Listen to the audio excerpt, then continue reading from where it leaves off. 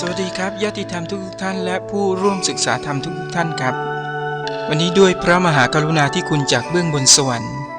บารมีธรรมพระบรรพจารย์ด้วยความเมตตาของรองธรรมอธิการ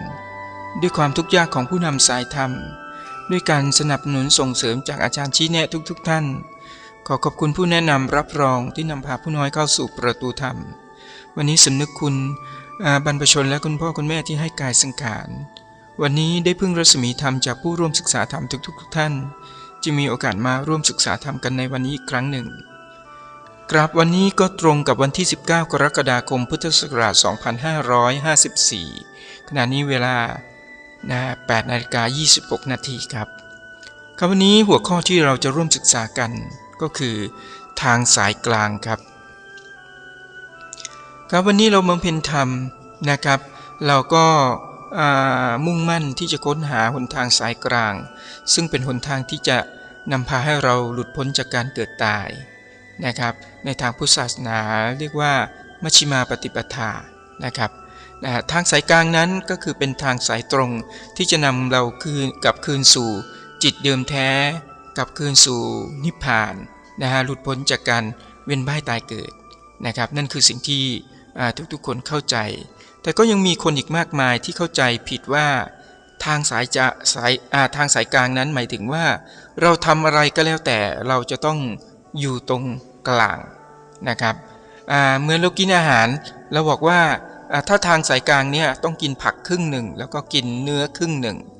นะครับอันนี้ทุกท่านลองพิจารณาดูนะครับว่ามันจะเป็นทางสายกลางจริงหรือไม่อย่างไรนะครับหรือทำอะไรก็แล้วแต่เราก็พยายามจะวัดมันว่าต้องอยู่ตรงกลางอยู่ครึ่งอยู่กลางอันนั้นถึงเรียกว่าทางสายกลางอย่างนี้ใช่หรือไม่อย่างไรเดี๋ยวเรามาร่วมศึกษากันดูนะครับหนทางสายกลางในทางที่พุทธศาสนาได้กล่าวกันไว้นั้นนะครับหรือในทางศาสนาปราชญ์นะครับที่พูดถึงเรื่องทางสายกลางนะครับจริงๆความหมายคำว่าทางสายกลางแท้ที่จริงนั้นไม่ใช่เป็นทางที่เดินด้วยกายสังขารนี้แน่นอนครับเพราะนั้นหนทางสายกลางที่เดินด้วยกายสังขารนี้ไม่สามารถที่จะนำให้เราพ้นจากการเวียนว่ายตายเกิดได้แน่นอนนะครับเพราะนั่นคือไม่ใช่หนทางพ้นทุกข์นะครับเพราะนั้นทางสายกลางที่แท้จริงก็คือเป็นทางสายตรงเป็นทางสายกลางที่ตรงต่อกระแสแห่งธรรมตรงต่อสภาวะจิตเดิมแท้ตรงต่อสภาวะแห่งความเป็นพุทธะหรือตรงต่อสภาวะธรรมเท่านั้นนะครับและเมื่อมันตรงต่อสภาวะธรรมทุกสิ่งทุกอย่างก็เกื้อหนุนสอดคล้องต่อหลักสัจธรรมเพราะวันนี้โลกของเราอยู่ท่ามกลางสัจธรรมท่ามกลางความเป็นจริงเพราะฉะนั้นทุกคนทุกแห่งล้วนมีสภาวะแห่งธรรมอยู่นั่นก็คือทางสายกลางนั้นแต่วันนี้เราจะเข้าสู่ทางสายกลางนั้นได้อย่างไรกลับคืนสู่หนทางนั้นได้อย่างไรแล้วเราจะดำเนินชีวิตอยู่ในท่ามกลางทางสายกลางที่แท้จริงได้อย่างไรอันนี้คือสิ่งที่ผู้บำเพ็ญในวิถีธรรมและผู้บำเพ็ญทั้งหลายนั้นควรตระหนักแล้วก็จะต้องทำความเข้าใจให้ถูกต้องถูกตรงต่อหลักสัจธรรมนะครับหนทางที่เราเดินจึงไม่ผิดเพี้ยนนะครับเพราะฉะนั้นจุดหนึ่งชี้นะครับพระวิสุทธิอาจารย์ที่ได้เบิกเจิมนะครับเพียงชี้บอกให้เรารู้ว่าหนทางสายกลางที่เราจะเข้าไปนั้นเข้าได้ทางหนทางนี้ทางจุดนี้จุดเดียวเท่านั้นไม่มีจุดอื่นนะครับนี่คือสิ่งสำคัญที่เราจะต้องก่อเกิดความเชื่อมั่นศรัทธาอย่างเต็มเปี่ยมนะครับถ้าเราไม่เกิดความศรัทธาเชื่อมั่นอย่างเต็มเปี่ยมว่าจุดนี้คือหนทางสายกลางคือหนทางสายตรงที่จะนำพาเราหลุดพ้นจากการเกิดตายแล้วก็เราก็จะไม่คิดที่จะบำเพ็ญหรือจะปฏิบัติเราจึงไม่มีโอกาสที่จะประจักษ์ในธรรมไม่มีโอกาสที่จะประจักษ์ในความล้ำค่าของสภาวะธรรมนี้ได้แน่นอนครับแล้วเราจะรู้ได้อย่างไรว่าหนึ่งจุดชี้พระวิสุทธิอาจารย์นั้นคือของจริงคือหนทางที่จะนำพาเราหลุดพ้นเป็นหนทางสายกลางที่แท้จริงนั่นก็คือเราจะต้องพิสูจน์มันเราจะต้องกลับไปหามันเราจะต้องเข้าไปนั่นคือสิ่งที่ผู้บำเพ็ญทั้งหลายจะต้องพึงกระทำพึงปฏิบัตินะครับ เพราะว่าเป้าหมายของเรานั้นที่เราได้รับรู้วิถีอนุตตรธรรมก็เพื่อที่จะอาศัยไตรลักษณ์3ประการนี้เท่านั้นที่จะนำพาเรานั้นให้หลุดพ้นจากการเกิดตายที่จะนำพาเรานั้นให้พ้น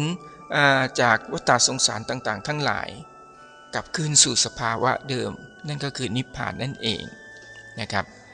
เพราะฉะนั้นจุดนี้ในทางสรีระนะครับในทางรูปลักษณ์เราก็พอที่จะมองเห็นว่าจุดนี้นั้นอยู่ตรงกลางอายตนะทั้งหลายทั้งสิ้นทั้งปวงนะครับซึ่งนั้นธรรมชาติได้สร้างสรรค์ไว้สมบูรณ์แล้วนะครับในทางรูปธรรมนะครับมันก็อยู่ตรงกลางนั้นจริงๆนะฮะซึ่งเราสามารถสังเกตได้ว่าอวัยวะหลักของเราซึ่งเป็นอวัยวะที่สามารถที่จะสั่งงานนั่นก็คือสมองก็อยู่ตรงส่วนกลางนั้นนะครับคราวนี้เราไม่รู้ว่านะครับจิตของเราหรือความเป็นกลางหรือกลางใจของเรานั้นอยู่ที่ไหนเพราะฉะนั้นธรรมชาติเป็นหนึ่งเดียวกายกับจิตรวมเป็นหนึ่งเดียวเมื่อไหร่ที่เรารู้จุดศูนย์กลางของกายนั่นก็คือจุดศูนย์กลางของจิตเช่นเดียวกันนะครับเพราะฉะนั้นจุดนี้แหละครับคือหนทางสายกลางอย่างแท้จริงนะครับแล้วเราจะดำเนินชีวิตอยู่ในท่ามกลางหนทางสายกลางได้อย่างไรนั่นก็คือเราจะต้องย้อนมองส่องตนกลับไปที่จุดนี้ประคองรักษาจิตใจของเราให้เป็นหนึ่งเดียวมีสติรู้ตั้งมั่นอยู่ที่จุดนี้เสมอนั่นก็คือการดำเนินชีวิตของเราก็ได้ดำเนินอยู่ในท่ามกลางกระแสของทางสายกลางแล้วตรงต่อหลักธรรมตรงต่อหลักสัจธรรมต่างๆทั้งหลายทั้งปวงแล้วเพราะฉะนั้นมีหลายคนไม่เข้าใจนะครับคิดว่าเวลาเรามีความกุ้มอกกุ้มใจจิตใจของเราฟุ้งซ่านออกไปมีความกุ้งกังวลต่างๆด้วยวิบากกรรมด้วยอนุสัยของเราที่ได้สั่งสมมาเมื่อวานนี้ก็มีอยู่ท่านหนึ่งก็บอกว่ามันไม่รู้จะทำยังไงมันชอบว่าคนชอบตำหนิคนชอบอะไรชอบกล่าวโทษคนอะไรทั้งสิ้นก็พยายามที่จะเก็บจิตเก็บใจกลับมาที่จุดญาณทวารย้อนมองส่องตนเพ่งมันกลับมาแต่มันก็ปวดหัวก็คือรู้สึกว่ามันไม่เป็นปกติอันนี้คือสิ่งที่หลายๆคนเกิดขึ้นซึ่งผู้น้อยเองมีโอกาสได้พูดคุยแล้วก็สนทนากับผู้ร่วมบำเพ็ญธรรมทั้งในวิถีอนุตตรธรรมและที่ไม่ใช่วิถีอนุตตรธรรมหลายๆคนมีโอกาสที่จะรู้ถึงจุดนี้ก็คือรู้สึกคล้ายๆกับมีอาการปวดหัวนะครับซึ่งเราไม่เคยชินเมื่อเราไม่เคยชินเราก็เลยคิดว่าสิ่งนี้เป็นสิ่งแปลกปลอมซึ่งผู้น้อยเองตอนที่มีโอกาสได้ฝึกฝนตรงนี้ก็มีความรู้สึกอย่างนี้เช่นเดียวกันแต่ด้วยความมุ่งมั่นด้วยความเชื่อมั่นต่อวิถีอนุตตรธรรมคิดว่าสิ่งนี้เนี่ยภาวะตรงนี้มันจะต้องมีอะไรแฝงอยู่แน่นอนจึงพยายามประคองรักษามันให้อยู่ตรงจุดนั้นให้มันรู้สึกอยู่ตรงนั้นอยู่เสมอจนในที่สุดเราก็สามารถประคับประคองมันได้นะครับซึ่งในช่วงแรกๆนั้นมันก็อาจจะรู้สึกว่าหนักแล้วก็ปวดอย่างมากซึ่งเราไม่เคยเจอแบบนี้มาก่อนแต่ถ้าถามจริงๆแล้วมันเป็นอาการปวดที่แบบปวดปกติทั่วๆไปไหมมันก็ไม่ใช่นะครับมันเป็นความรู้สึกหนักหน่วงหนักแน่นนะครับที่ให้เรารู้สึกว่ามันมีอะไรกำหนดอยู่และอยู่ที่ตรงจุดนั้นภาวะตรงนี้เป็นภาวะที่เรามีความรู้สึกตัวทั้งจิตแล้วก็กายซึ่งกายกับจิตนั้นรวมเป็นหนึ่งเดียวซึ่งอาการที่เรารู้สึกตรงนี้แหละมันเป็นเวทนานะครับเป็นวิญญาณที่รวมกันเป็นหนึ่งเดียวอยู่ตรงจุดนั้นมันสำนึกรู้อยู่เพียงแต่ว่าวันนี้เรายังไม่เชื่อมันเรายังเกิดความวิตกกังวลหลายๆสิ่งหลายๆอย่างและด้วยภาวะรุมเร้าต่างๆจึงทำให้ใจของเราไม่สามารถสงบพอและในที่สุดเราก็พยายามที่จะออกห่างมันไปจะพยายามที่จะทำให้ภาวะความรู้สึกตรงนี้หายไปในที่สุดใจของเราก็ยังไม่สงบอีก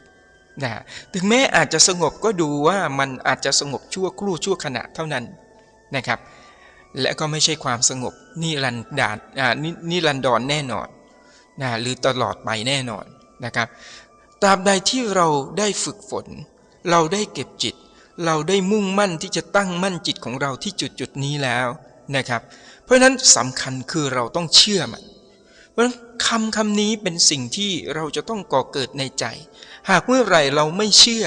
ความเชื่อนี้ไม่นำพาเราไปสู่ความศรัทธาที่เรียกว่าเชื่อแบบ100%แล้วก็นะครับในที่สุดเราก็เดินครึ่งกลางๆหรือประเดียวประดาวเราก็จะออกห่างมันไปนะครับเราคิดดูสิครับถ้าเราออกห่างจากตรงจุดนี้ไปถามว่าชีวิตของเราที่ดำเนินอยู่นั้นเราจะดำเนินอยู่ในทางสายกลางใช่หรือไม่อย่างไรนะครับเพราะฉะนั้นทางสายกลางที่แท้จริงมันอยู่ตรงจุดนี้นะครับไม่ได้หมายถึงว่ากายของเราไปทำอะไรครึ่งกลางๆแล้วถึงเรียกว่าทางสายกลางไอ้ที่กลางหมายถึงกลางใจและก็กลางกายนั่นแหละครับนั่นจึงเรียกว่ากลางแท้จริงแต่แท้จริงๆแล้วนะความเป็นกลางมันไม่มีอยู่นะครับจริงๆสิ่งเหล่านี้มันเป็นเพียงชื่อเรียกเพื่อที่สื่อสารเพื่อที่จะให้เรานั้นเกิดความเข้าใจว่าจิตเดิมแท้นั้นคือจิตที่เป็นกลางนี่คือสิ่งที่เราจะต้องทำความเข้าใจให้ลึกเข้าไปอีกนะครับมันมีสภาวะที่มีอยู่แต่ดูเหมือนก็มันก็ว่างเปล่านะครับในความว่างเปล่ามันก็ยังมีความมีอยู่ในตัวของมันนะซึ่งมันจะผกผันกันอยู่อย่างนี้เสมอตลอดเวลาไม่เคยหยุดนิ่งอยู่ที่ว่าจิตของเรานั้นจะสามารถสำแดงสิ่งต่างๆเหล่านี้ออกมาได้มากน้อยแค่ไหนนะครับเพราะนั้นสิ่งต่างๆเหล่านั้นนะครับที่แสดงออกมาจึงเรียกว่าคุณธรรมซึ่งเรามีโอกาสได้ศึกษากันไปบ้างแล้วนะครับคุณธรรมต่างๆก็จะลื่นไหลจะสอดคล้องต่อหลักสัจธรรมนะครับถึงแม้ผู้คนต่างๆอาจจะตีความอาจจะทำความเข้าใจว่าสิ่งนี้ไม่ใช่หรืออย่างไรนั่นก็คือความคิดที่มนุษย์นั้นได้ตั้งข้อสมมติฐานขึ้นมาจากพื้นฐานของจิตของตัวเองซึ่งได้สั่งสมเมล็ดพันธุ์ต่างๆไว้ในใจนะเพราะนั้นสภาวะธรรมนั้นไม่ได้ข้องเกี่ยวกับสภาวะที่เราได้สั่งสมเมล็ดพันธุ์ต่างๆไว้อย่างใดเลยนะเพราะนั้นเราจะเอาสิ่งที่เราได้สั่งสมได้เรียนรู้แล้วก็มาตีค่าธรรมะว่าเป็นอย่างนั้นอย่างนี้ไม่ได้เลยครับเมื่อไหร่ที่เรากลับคืนสู่สภาวะนั้นแล้วเราก็จะรู้ว่าทุกสิ่งทุกอย่างมันจะเป็นไปของมันอย่างนั้นเป็นไปของมันเช่นนั้นเองนะครับ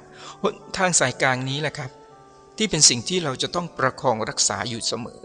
รักษาจิตของเราให้ตั้งมั่นอยู่ที่ตรงจุดนี้และทุกสิ่งทุกอย่างนั้นก็จะดำเนินไปตามปกติของมันจิตของเราก็จะผันสภาวะต่างๆไปตามสภาวะของมันนะครับความทุกข์ความสุขต่างๆก็มันก็จะเป็นไปของมันโดยตามความเหมาะสมซึ่งใจของเราก็จะไม่ยึดติดอยู่ในสภาวะของความทุกข์และความสุขต่างๆเหล่านั้นแต่จิตของเราก็สามารถที่จะรู้ได้ว่าสิ่งเหล่านี้เขาเรียกว่าทุกข์สิ่งเหล่านี้เขาเรียกว่าสุขตามสรรพนามที่มนุษย์ได้ตั้งชื่อเรียกขึ้นมาเท่านั้นเองนะครับแต่ทุกสิ่งทุกอย่างแล้วมันก็เป็นไปของมันอย่างนั้นเองเรียกว่าดำเนินไปตามสายกลางอย่างแท้จริงนี่แหละครับคือความแยบยลของวิถีอัตตรธรรมเพราะนั้นมันอยู่ที่ว่าเราจะกล้าพิสูจน์เราจะเชื่อมั่นศรัทธาและมุ่งมั่นปฏิบัติบำเพ็ญ